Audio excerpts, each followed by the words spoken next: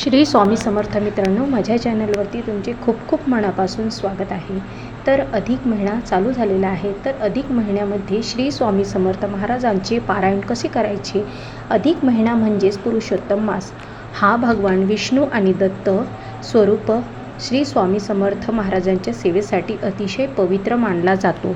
या महिन्यात श्री स्वामी चरित्र सारामृत ग्रंथाचं पारायण केल्याने स्वामीची विशेष कृपा प्राप्त होते आणि पारायणाची सोपी पद्धत आपण सांगणार आहोत। तर पारायणाचे दिवस आणि नियोजन, तर 3 दिवसाचे पारायण करायचे असेल तर रोज 7 अध्याय वाचून, 3 दिवसाचे करायचे असेल तर रोज 21 अध्याय पूर्ण करणे अतिशय उत्तम आहे। 7 दिवसाचे पारायण करायचे असेल तर रोज 3 अध्याय वाचून 7 दिवसात ग्रंथ पूर्ण करणे सर्वात सोपी पद्धत आहे।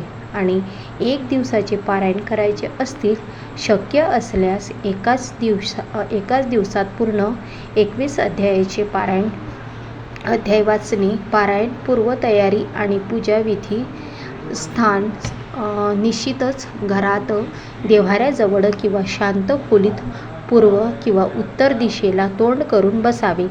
चौरंग आणि फोटो पाटावर किंवा चौरंगावर पिवळे किंवा लाल वस्त्र अंथरून त्यावर स्वामी महाराजांचा फोटो किंवा मूर्ती स्थापित करावी।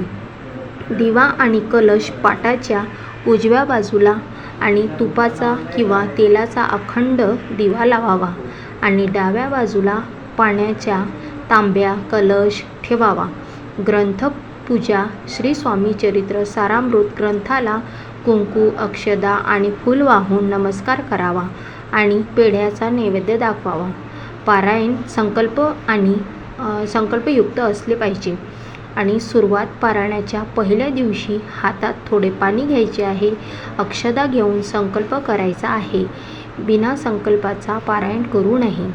मी तुमचे नाव आणि या अधिक महिन्यात स्वामीच्या कृपेसाठी पारायण करत आहे आणि ते निर्विघ्नपणे पूर्ण व्हावे असा संकल्प करून पाणी जमिनीवर सोडायचे आहे आणि वाचनाला बसण्यापूर्वी रोज 3 माळी श्री स्वामी समर्थाचा मंत्राचा जप करायचा आहे।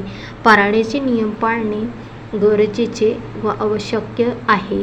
वेळेचे सातत्य, रोज एकाच ठराविक वेळी आणि एकाच आसनावर बसून वाचन करायचे आहे। शाकाहारी आहार, पारायणाच्या दिवसात पूर्णपणे शाकाहारी राहावे। लसूण कांदा टाळावा। पवित्रता आणि आचरण, घरात वादविवाद करू नयेत, कोणाबद्दल वाईट बोलू नये आणि ब्रह्मचर्याचे पालन करावे।